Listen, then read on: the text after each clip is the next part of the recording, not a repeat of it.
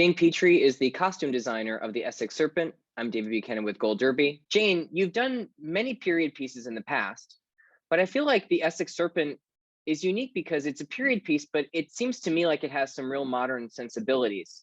So I wanted to ask you, how did you approach this project, and was this one different than how you approach, other period pieces that you've done?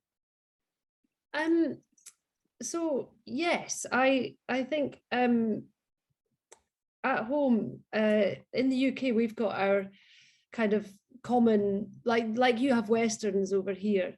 We have a lot of stories that are set late Victorian or World War II. There's, you kind of, as a costume designer, you've probably done those periods maybe a few times.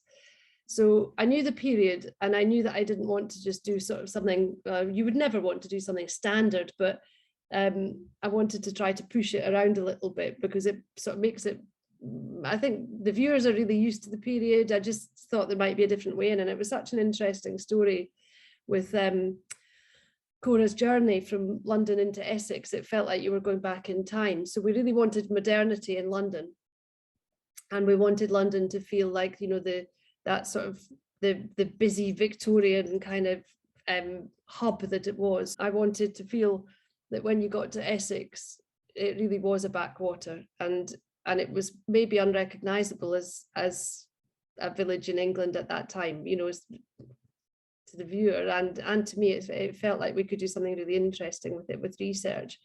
But I think it's in the styling, if you're connecting to it as a modern viewer, because it's all kind of researched, and we used a lot of original clothing, especially for the crowd, and all the background characters. There's lots of originals, and we worked with original it was all heavily researched. So it might be more in some of the styling that made it more accessible, and some of maybe Cora's pulling on a pair of trousers in the countryside, but it was referenced. There's good pictures of women in the period doing that.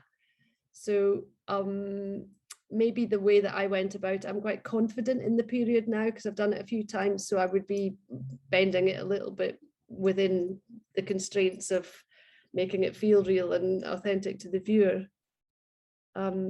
Yeah, and yeah, maybe the use of the scarf. I think the scarf, because it had it plays quite a big part in the story, and it sort of goes from hand to hand, and it has its own journey, and so other people were involved a little bit in the conversations about the scarf. So the scarf always felt like it was a thing of its own, rather than that kind of, that might be the one thing that I look at a little bit myself and think, yeah, I can feel that the way that we styled the scarf, because the cast would just chuck it on and wear it, and I sort of allowed that to happen rather than me going in and styling it and making it look a bit more Victorian, So I think that might be something. I think it's maybe in the styling.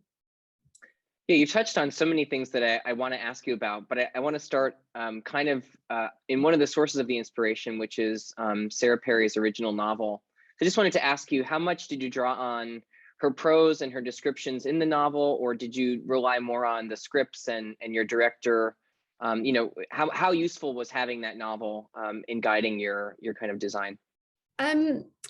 Well, only a bit, because at the very, very beginning, because then, when you read a novel independently, and I hadn't read the novel before I got sent the script, but just my experience of sort of that is that you read it and you've got your own imagination, and it's one thing that all the viewers, anyone who's read the book, who's watching it, will have their own idea of what it looks like. But when you read a script, you tend to have the cast, some of the cast are already in place, so you start to kind of apply that in a very different way. And so I don't know, something that maybe there's something in the novel that puts somebody in red and they'll never suit red, so because who's going to be actually wearing it, it's not somebody in your imagination. So I tend to, if I dip in and out of novels, if a script is based on a novel, you're picky. It's an edited thing, because you can't be too attached to it, because you've got the production design, you've got cast, you've got hair and makeup, and all the other things that come in when you bring something to life just often give it another life. So I try to, because it's a well-written script from a well-written book, the page tends to tell you what to do. Your instincts really come into play. Right. Yeah, it comes off the page. It tells you what to do, really, I think. Right. Let's dive into Cora's character, who you mentioned earlier. You know, when we first meet Cora, as you were saying, there's kind of a juxtaposition between London and Essex and the more rural communities and the marshes. So when we meet Cora, she's in very, you know, to my eye, very kind of steely colors. And I just wanted to ask you about, you know, your inspiration and what you wanted to convey in those early costumes for Cora. And, you know, do her clothes kind of serve as an armor? Because we always see, of course, you know, she's always in a collar to kind of, you know, mask the marks of her past. But I just wanted to ask you, you know, what were you trying to convey with those colors at the start? So I spoke a lot to Alice, our production designer, Alice Normington, because she and I, we've worked together a few times, and the last time we worked together actually was on Suffragette. So we that similar period, you know, a little bit similar. So I spoke to Alice about what she was doing with the London townhouse and how she was decorating it, because the controlling abusive relationship that Cora is coming out of, I felt I was designing, I designed Cora's costumes as though Michael had chosen them, her husband, her abusive partner. So they were kind of his colors and his taste, and I was channeling him, and some of the things that Alice was doing in the house, I was able to bounce off and kind of reflect. And the first time we meet Cora, she's wearing a black and gold pattern silk bodice with quite big sort of structured shoulders, and we looked at origami for our inspiration for the sleeve heads, because there's quite a Japanese influence which was very fashionable at that time that Alice used in the house. So I revisited that sort of Japanese thread, and it's in the kintsugi vase that you see, you know, the repaired vase that you see at the beginning. And I thought that the silk in the shirt reminded me of that. It's a fractured kind of pattern with the gold outline on black. So I thought really I was sort of choosing her wardrobe for London as though Michael had chosen it. And then, so they're more his colors than her colors. Yeah, and we do really see, to my eye, again, the character evolve, and then the costumes evolve as Cora gains more independence and really pursues her passions in Essex. So I wanted to ask you about, you know, there are moments where, for example, she's walking with Will on the beach and they're getting to know each other, and her jackets are open. You know, we kind of see a more kind of opening up of the character. Yeah. Just talk about, you know, how you kind of trace a character's arc and development in the costume design. Yeah, so my process, I kind of come through, I mean, it's when I first started working in costume, I trained in a place in London called Sands Films, and they do really authentic period clothing. And if the costume's been made, or if the story is set before 1861 or whenever the sewing machine was, you know, invented, if the story takes place before that, then we would learn how to hand sew the costumes, and then you knew it was quite, you know, it was a bit radical to use a sewing machine. So my training was very kind of authentic period training, and then I worked as an assistant for years. And when I started to design, I thought that I would, you know, I wanted to do period film and I wanted to work on period projects, but they don't come so easily when you're a young designer, when you're starting out. It's harder to get those jobs. I mean, there's an argument that contemporaries may be more difficult because people have more opinions about contemporary when, you know, but period films are the harder ones to get at the beginning of your kind of design career. So I didn't start doing period design as a designer. I was just a well-trained assistant. And so my early jobs were like, I did a film called Fish Tank, and then I did the very first series of Top Boy, which is kind of quite big and now. So I was sort of known as I got all the gritty urban realism.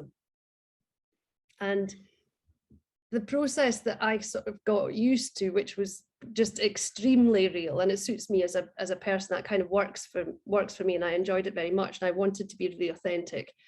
So, you know, if we were doing something, you know, I'd go to the neighborhood that it was set, even if it was contemporary London where I live, I'd go to where it was set, and I just started digging around and just being as authentic as possible. So I take that And then when I got period work, I sort of approached it in a very similar way to how I'd approached this sort of urban realism that's contemporary.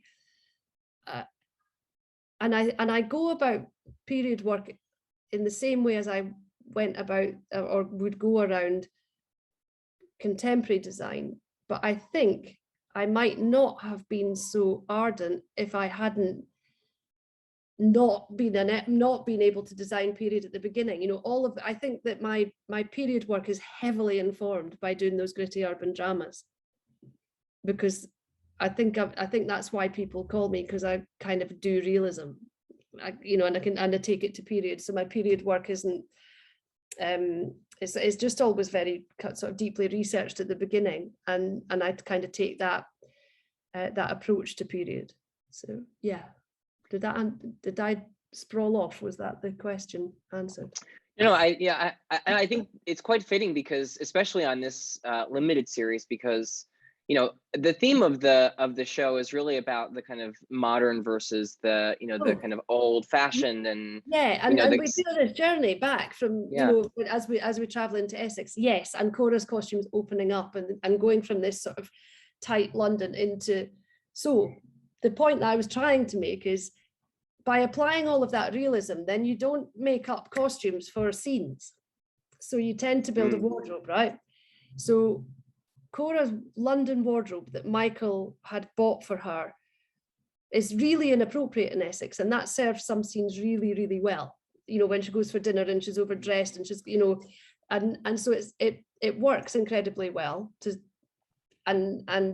but then that's what I had to work with to show her opening up. And because the passage of time and the way that I know people bought clothes, had clothes made for them, what was available in Essex, nothing much. So I had to build a kind of a wardrobe for her out of what was available or what she may have taken with her. So then you start to kind of, I think it supports all of the looks that you've, you know, rummaged around in a suitcase and thought, right, okay, so she can take that and it buttons up to here, but maybe if she starts to wear it open, and you just get a relaxed look out of the existing wardrobe rather than design for the scene. I would never just design just for a scene. I would always have to know where they've been before and where they're going. You can't just drop something in. Of course, yeah. And that's kind of a good segue into some questions on Will and Will's style, because you know, we meet him first, we don't know his occupation as vicar and his affiliation with the church, and he's always dressed very smartly. And I think it allows the audience to not necessarily associate him just with his affiliation with the church. So how much of the design of his look is really tied to seeing a more personal, seeing the person and the human rather than, seeing his ties with religion, Well, we knew that we wanted him to have a sort of day wear that wasn't a cassock or, so, and when we were talking, and when I spoke with Clio at the beginning, and then with Tom when he arrived, he came in sort of quite early prep, actually. He was around for quite a while. So we did have time to develop all these characters, but there's the cloth that his sort of day wear is made from. We called it the village cloth, and it was a cloth that we used a lot for the villagers and for the village men, and some of the clothes that we had to have made because there was so much mud and sort of wading around in mud that we couldn't give everybody original clothing all of the time. So all of the clothes that we made, we were quite we restricted the fabrics that we chose. And imagine somebody came in from the docks with one bolt of cloth for the village, for the whoever was making the clothes in the village, or for people to something would come into Colchester. So we kind of had a backstory for everything, and there's a backstory for the fabric as well that we use for a lot of the men's clothing. And we decided that Will was, being a man of the people and being very, very sort of connected to the village, that even though he would have a smarter suit, we would use that same cloth, that sort of corded cotton. So we made that, and then he wanted to look at what the fishermen were wearing, and so there's the fisherman's jumper that he wears, which we've repeated on lots of the local men, And again, it was the styling. You know, we could tuck his dog collar away if we didn't really want to be distracted by it, but it worked. And he could still, because Tom was really keen on the dog collar. Nobody was trying to hide it, but we wanted it to be not the point. And it sits right under the act, you know, it's right under the actor's chin. So, you know, you want it to just be kind of quiet. So yeah, I think the jumper helped. And again, he's got the suit that he feels very uncomfortable in when he goes up to London. He's got his kind of country suit and then his cassock, and he's got these big coat for the weather of Essex. So yeah, I think that we wanted him to feel that he was part of the area as much. And he's so earthy when you meet him first time. Yeah, no, it works really wonderfully. Two quick questions before I let you go. When this airs, folks will have seen 3 of the 6 episodes. So I just want to tease a little bit of what comes in episode 4, which is Cora's birthday party. I just wanted to ask you very generally about the dress that you have Cora in for the birthday party, because it really, to me, ties into what you were saying earlier about showing how a character would adapt the costumes, you know, the clothes that they have to kind of a changing, maybe emotional state, because it is a very kind of striking dress for the party. So, I mean, I got in a bit of a muddle with both of the dresses that Cora wears in Essex, because I mean, she's always kind of impulsively charging off in a ball gown, you know, across the Essex marshes, you know, and you're just like, oh God, we've got to get this costume's got to go through all of that, and we've got to believe it, and it can't be a distraction. It's a great character trait that she's impulsive and emotional and connected to everything that's happening around her and feeling so alive after feeling so enclosed in London, that it's quite exciting that she does all that. But and I didn't want to sort of design backwards from the action, but you're kind of, you know, when you're thinking about it, you're going to and fro all the time trying to figure out how it's going to kind of give you the maybe the beauty and then the pun, if you know, if she's being a bit like, sometimes Cora could probably be quite irritating, you imagine, if you're on the receive. I mean, I think Martha probably finds her quite irritating quite a lot of the time. So you're putting in all of those things, and then you know the journey that the costume actually has to make in order to make the film. So I kind of knew that, you know, if she's going to end up outside, you might want an interesting petticoat, so when she tucks things up, you know, tucks her skirts up, if it's muddy, you've still got something going on and you're not just seeing the inside of, you know, you're thinking of all of those things as a designer. But that, the cloth of that, did you notice it's got quite a sort of a, it's like a sort of snaky, there's a snake skin almost in the weave.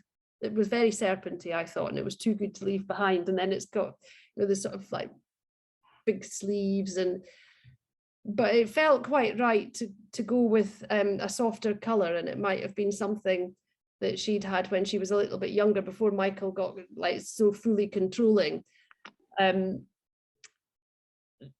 maybe it was something that she had that felt of a bit more like the Cora she was sort of rediscovering. I think that was why, because those colors are quite different to all of the other London colors, and it felt like it could have come from an earlier Cora, but it's still of London and of that life. Right.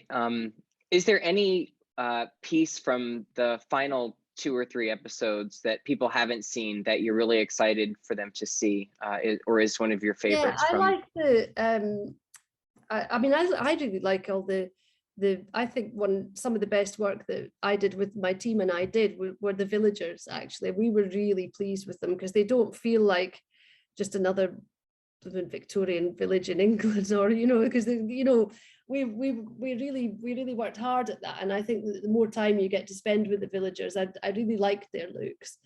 But Cora's got, when she goes to the BMA, which is the British Medical Association, there's an event, an evening event that she goes to with Luke, and I really liked her costume for that. Have you seen it? No, I have not seen it, and our viewers haven't either. So we'll look forward to. And it's quite epic. She does a very Cora. Her behaviour in it is great. Yeah, it's good. Jane, well, congratulations on the Essex Serpent, and thanks Thank so much for you. talking to Gold Derby today. Pleasure. Thanks very much.